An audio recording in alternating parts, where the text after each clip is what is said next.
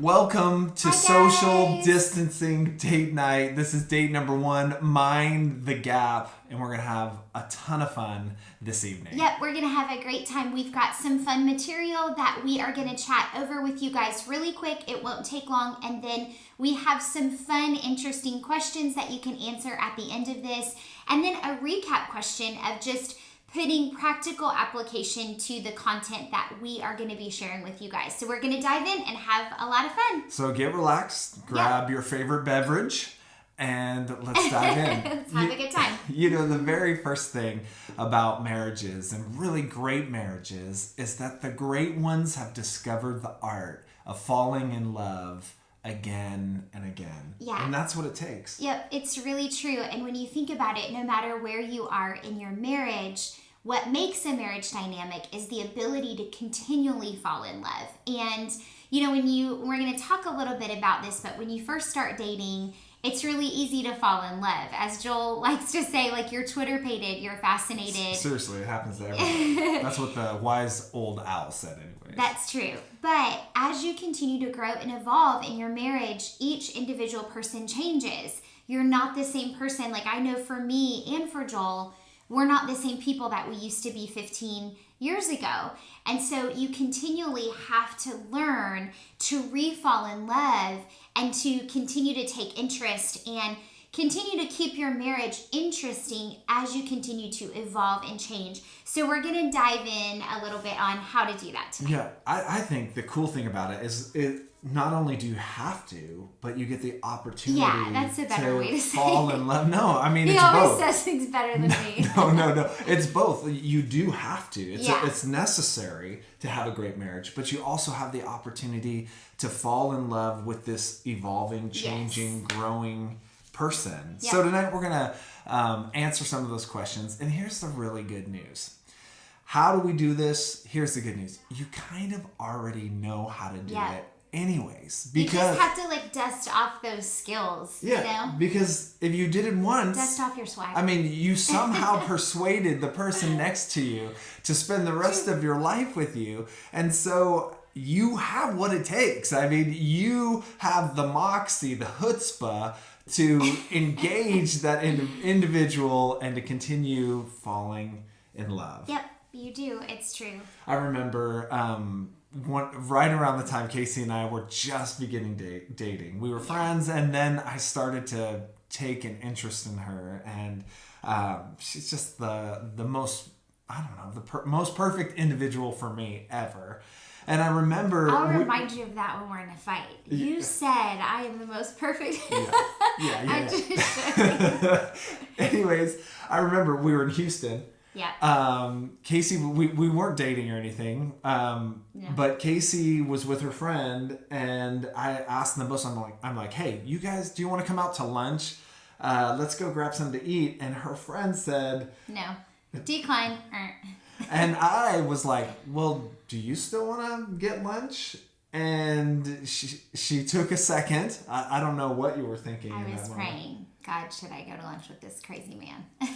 And she said yes. So we ended up going out to lunch. Yeah. And we were in Houston. We were just visiting for a conference we were at. Yeah. And I didn't know where we were going. So we found this little Chinese Like restaurant. a hole in the wall. Yeah, Chinese Thank restaurant. God we didn't die. It was And- good. Yeah, thank goodness. And we ended up talking for like 3 hours. Yeah, it was crazy. And it was just like the conversation flowed and flowed. But I was so interested in finding out who she was. Yeah. And she was so fascinating. And I was very present. I was...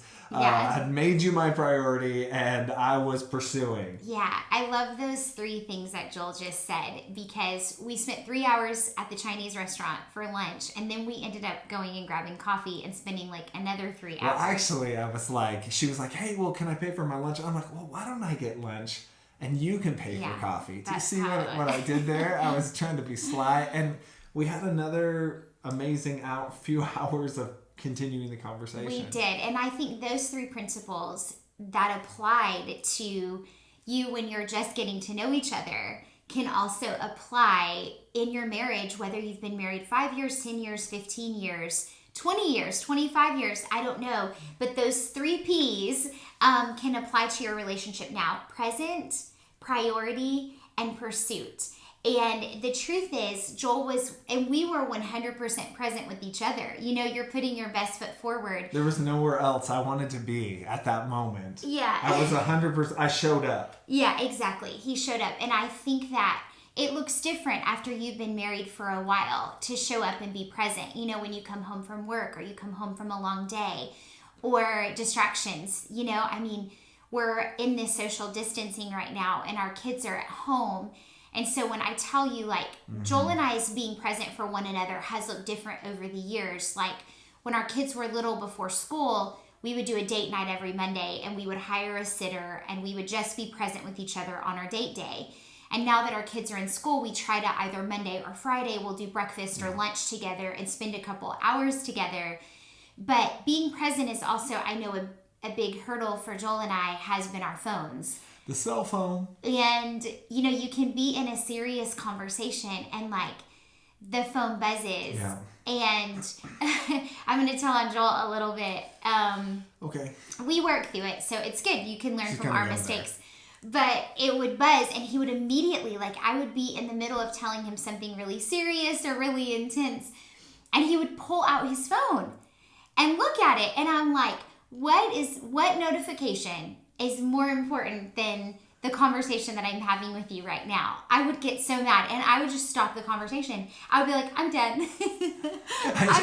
She would. I'm done. I would walk away. I'm done. And I don't know why. You can get your notification out. I think it was like a Pavlovian response. The dog salivates when the bell was rung, that old experiment. And I would feel it buzz in it wouldn't even have to ring. Immediately. It would buzz, and I would just instantly grab it out, and I'm like, boom. And then I could feel the eyes piercing into my soul.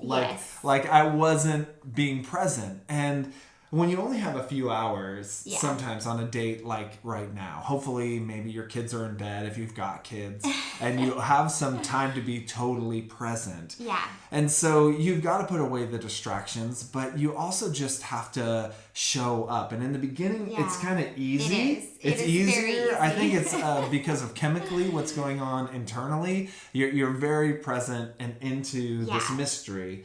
But you've got to continue to say, I'm going to show up at this date or this time together. It takes intentionality. I think the longer you're married, the more intentional that you have to be. And so sometimes what you can do is, whether that's for Joel and I, we're going to lunch or we're going to dinner together, we're scheduling that time together, or we even just had a conversation last night with all of this social distancing. Our kids' schedules are so off, and we said, man, we've got to make sure that we're putting the kids to bed at their normal time so that we have time to connect with each other. So being present with one another can take intentionality. It can say, hey, for this hour or this hour and a half, we're putting our cell phones away and we're having dinner together, and we're going to be present with one another. So you may want to do that now. You can put that phone in right now. Maybe it's up to you. I promise this date will go a whole lot better if you do, just speaking from experience. Second thing of the 3P attitudes, and I think these are 3P attitudes that give any relationship altitude. And the second one would be priority. Yeah. Making sure that person is your priority. When we were at that Chinese restaurant that day, you were my priority. There was nobody else that I was focused on. Yeah. And, you were there. And this person, the spouse next to you, is your boo. She's your bae. And I love that term. It stands for, beyond anything else or anyone else beyond. I mean, they are your number one. Yeah. And so you've got to bring that back to those times and not only be present, but make that person your first priority. And sometimes that means scheduling and saying, okay, I could take this call, or I could do this thing with the guys, or I could do whatever. With the kids. Or you're my priority. Yeah, and I think the longer you're married, the harder this becomes, because the more distractions you have. It's your job, and then you have kids, and then homework, and then sporting events. It really, I think, becomes harder and harder to make them a priority, but you have to. It's so important, whether that's just go to breakfast, just go to lunch, put the kids to bed early and watch a movie together. whatever it is, making sure that you make one another a priority. And the last thing is this, pursuant. I think I said pursuit earlier, but it's pursuant. Either one, the same concept. You can put pursuit or pursuant. But it's pursuing your spouse. And again, it's so easy when you first are kind of dating, or maybe you're first married, or before you have kids, or before you have dogs, or maybe your job is less intense. Or you have dogs. I love my dogs. So Yes, we have 3. Lincoln said to me the other day, Mom, come jump on the trampoline with me. I am more important than those dogs. I was like, oh, sorry. So anyways, pursuant, it's pursuing one another. And I want to share something kind of cool, because as our marriage has evolved and as we have evolved as people, I've really seen how we've changed. And pursuing me today looks very different than pursuing me a while ago. And it's the same for Joel. Like, our interests change. We become different people, and our lives change. Our kids change. The dynamics of our relationship changes.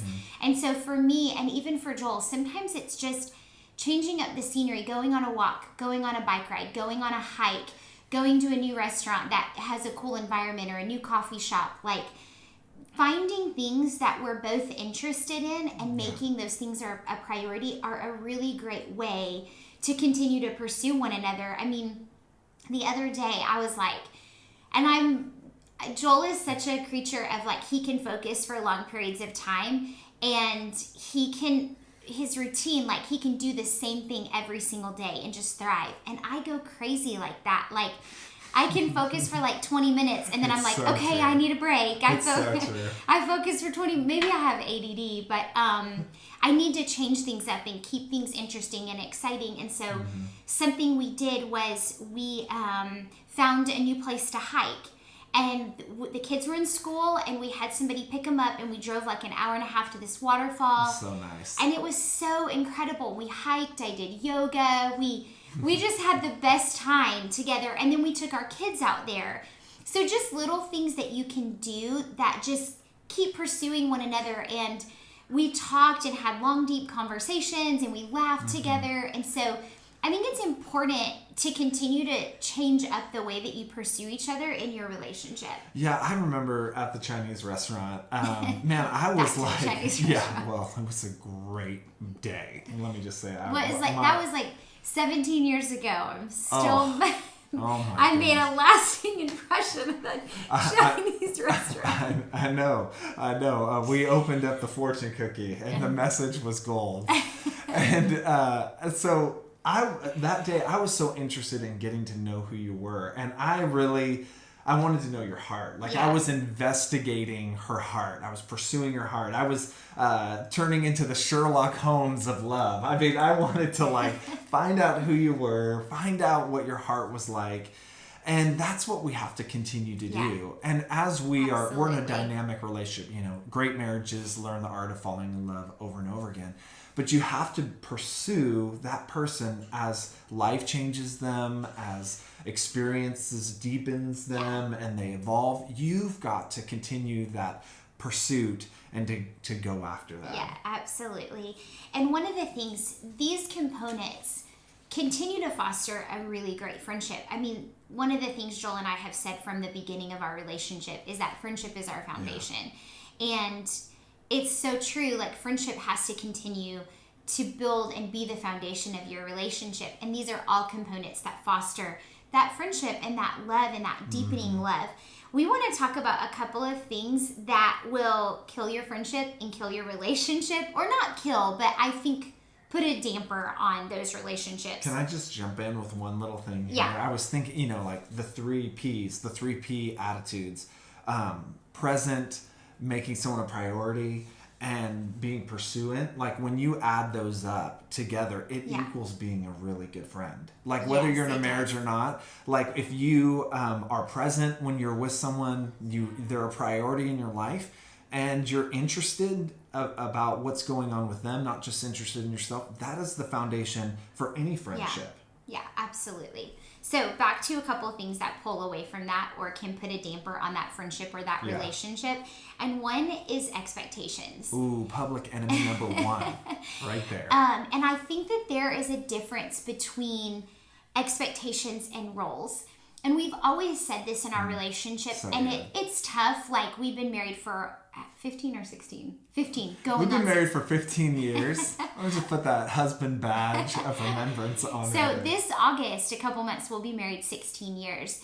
And it's so interesting when, like, Joel and I have, and I'm going to combine these kind of 2 points. We've talked about roles. You know, your role looks this way and my role looks this way. And so it's easy when you define those roles to then fall into expectations. Yeah. So typically Joel takes out the trash, you know, or I do. takes the trash out to the curb. I'll just use that one as an example. So it's easy for me to go into it having that expectation. And what you do is you lose gratitude in the midst of expectation. So when I just expect him to do it or he expects me to do it, we lose gratitude for the roles that one another plays instead of like, thank you so much for doing that. You know, always being appreciative, even though it's a role that you've defined, expectations, I think, take away gratitude in your relationship. And so taking a moment to just appreciate the roles that you play in that relationship and never taking for granted, you know, those roles. And so be cautious and careful of expectations that you have of each other, because I think expectations pull away from the gratitude in your relationship and just truly appreciating what one another brings to the table. Yeah. And I love the concept of defining roles. And what I think is cool about this has morphed and changed for, especially for me, over the years. Like when Joel and I were just having kids, Joel worked full time and I did stuff from home a lot, but my primary focus was like being a mom and a wife and staying home with kids. Like it's such a big transition. And so I cooked, I cleaned, I did the grocery shopping, I took care of all the house responsibilities and the kids, which is a massive undertaking. And then when my kids got in preschool, I started going back to work more intensely. And then now full time, we both work full time. I work outside of the house, Joel works from home. And so we've had to readjust those roles and it was kind of funny, like at first, the expectation was still on me of cooking, cleaning, grocery shopping, doing all the laundry. Tell on me now. We had to come to Jesus. I'll just put it Well, that way. I'll let you describe it that way. Yeah, we had to come to Jesus because I was working full time and he was working full time. But I was still like picking up the kids from school, doing all the grocery shopping, all the meal It's just prepping, because you're so all much the better than I at doing all those the things, responsibilities for sure. of the house, all the laundry. And then I had, and some of the wives can relate to me, I had a meltdown, explosion, and I'm an Enneagram 2. I'm a helper, so my downfall will be I let stuff build up and I want to serve and serve and serve. I want to serve my family. I want to serve Joel. Until I just lost it and I exploded. And it was me understanding too that our roles have to shift as we morph and change and as we grow and evolve. Those roles have to shift and we have to have a different conversation. So we had to sit down and reevaluate and divide back up what those roles looked like and shift. And that's where it was really huge to not have expectation, but say, thank you so much for doing that load of laundry, or thank you for helping me. And we had to talk through what that schedule looked like and reevaluate what our roles looked like in our family. One of the main things I talk to all of the married couples that I coach is that, hey, you can define the roles because stuff's got to get done in a marriage, but don't have the expectation. It's almost like back to the Chinese restaurant, before we were in a contractual agreement, before we were in this marriage. I'm just saying. I'm using the word contract because It went from Chinese restaurant to like. well, I mean, you're saying it's. I'm just joking. Okay, I did go to law school, so I'm sorry. I'll try to keep the legalese to a minimum here. I'm totally joking. Okay, so we were free agents, and so anything she did for me, she didn't owe it to me. Right. Like I shouldn't expect her to do it. I just was enjoying the fact that she'd want to hang out with me and we could talk and all of this stuff. And so you've got to keep that same, even though you're not a free agent, you're now contracted to play for a certain team, Team Johnson or whatever. You're moving the ball down the field together. But you have got to not expect. It's so easy for us to expect. You can always do a roll call. And that's what you did. It was time to say, okay, we gotta look at our roles here. Yeah. And is it fair? Is it equal? Is it balanced? But more than that, are we setting each other up to win so that we can be everything that we see for our family that we want to be? We want to be godly people. We want to be good moms and dads. Yeah. We want to whatever our goals are. We want to move that down the field. Yeah. And so we have to look at the team is the win, and I love that. It's not about, you're not two individuals. That's a selfish way to look at things. We're a team. We're a family unit. Our kids are a part of this team. And so collectively, what is the win, and how do we make that happen? And that's 100% true. You might hear our son in the background. It's social distancing. We just have to roll with it. We quarantine. So, if you see us in the background going, excited because he finally got into his Xbox account. He's been laughing. He's been locked out. So I see his little face through our office door saying, yeah, we have these French doors with windows on them. And he's like, we're like trying to focus here. Welcome to our world. Be present. Priority. Okay, son, I'm about to pursue you. All right, here we go. So roll call. Sometimes you have to stop. You have to take a roll call, and you have to reevaluate.